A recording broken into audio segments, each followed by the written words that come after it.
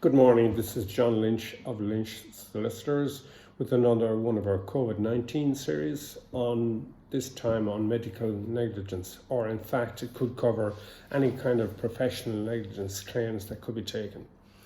But in particular, in the context of medical negligence, there's a number of different areas where it will quite commonly arise. But before we look at the areas where it might arise, I suppose it's important to point out that in the context of claims, medical negligence claims in Ireland, we now have a central agency that deals with those claims called the State Claims Agency, and they deal with the claims under the Clinical Indemnity Scheme, which was introduced in 2002, came into operation in 2003.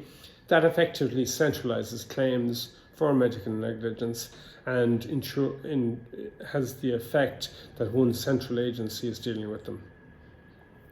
Of course, when you deal with the areas of medical negligence, you still have to deal with the principles involved, and you must bear in mind that simply because there was an injury and or consequence does not necessarily mean that there is a claim.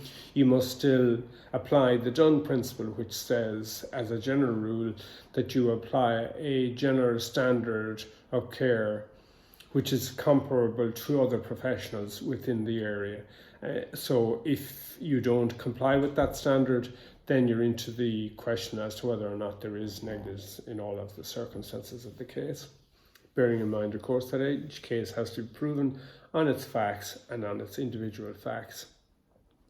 One of the fairly common areas of medical negligence is diagnosis, or rather misdiagnosis or non-diagnosis. We have quite a number of cases to deal with the whole issue of misdiagnosis or failure to diagnose in the cancer cases, misdiagnosis cases.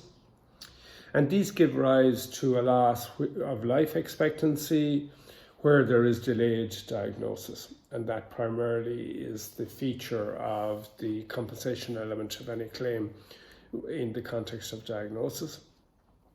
I suppose some of the elements of it is that when, for example, a GP is doing a diagnosis, there should be a physical examination.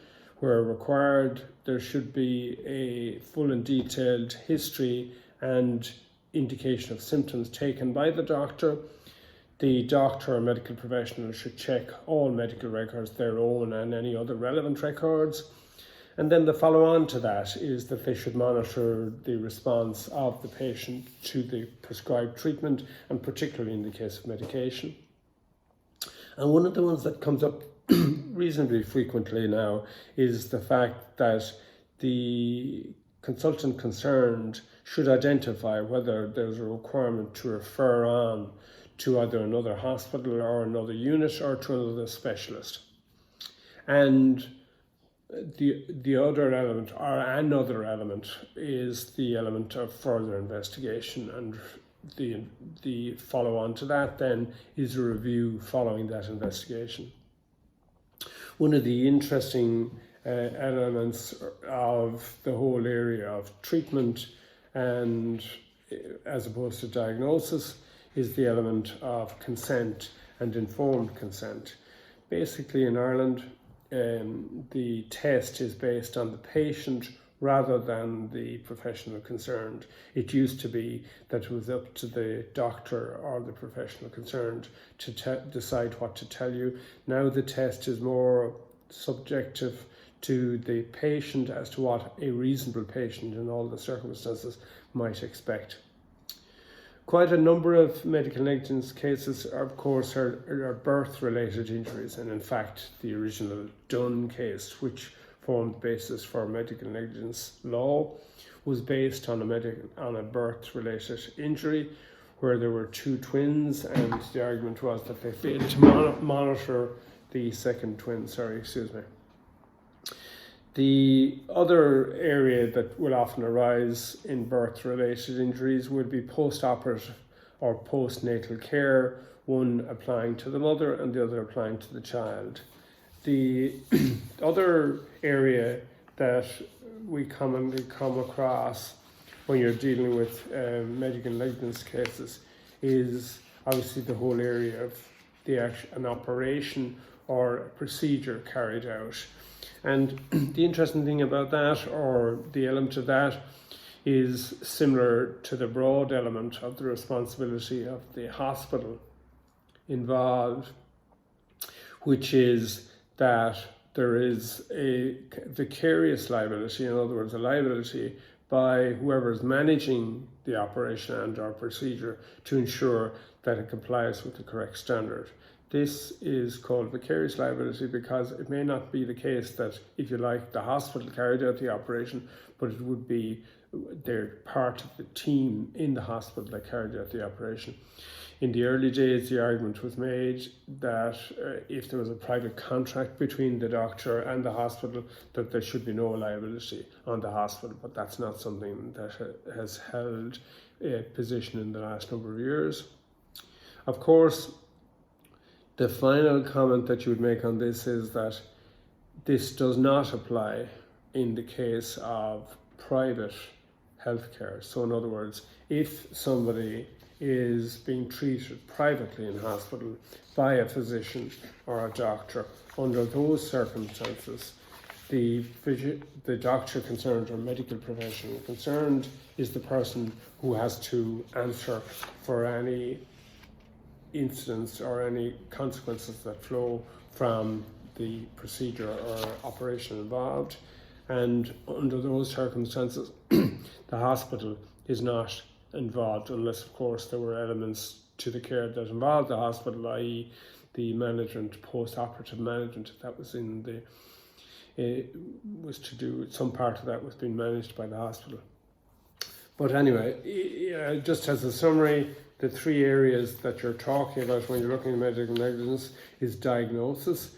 And again, quite a number of cases have come around the area of reading scans and misreading scans, and are not following up on scans and referring people for treatment for scans, and are not informing somebody of the negative results of the scan, or misinforming them, and all leading to a claim based on the fact that there would be a loss of life expectancy as a result. The other area, of course, is the whole area of treatment. And again, that often comes into the realm of the GP or physician, and where they fail to carry it out, again in accordance with certain standards, falls under the heading of assessing, taking a history, physical examination, follow-up, and various things like that. But again, the standard in summary is still the same. You compare what was done to what should have been done or would have been done by a similarly qualified person, and if it turns out that it doesn't comply with that standard, then there is a breach which could be open to a claim.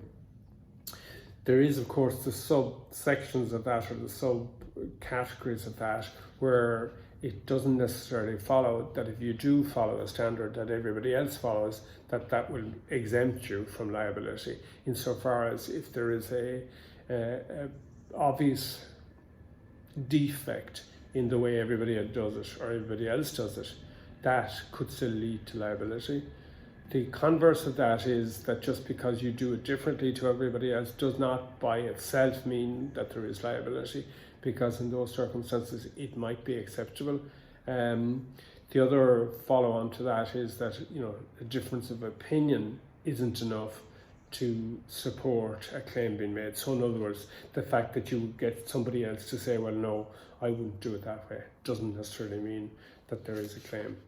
And then just to wrap up, the final element to it of it, of course, is the whole area of disclosure, or literally explaining to someone what's involved in the procedure, the risks that are involved, and giving them an opportunity to consent. Again, thank you very much for listening to me. This is John Lynch of Lynch Solicitors.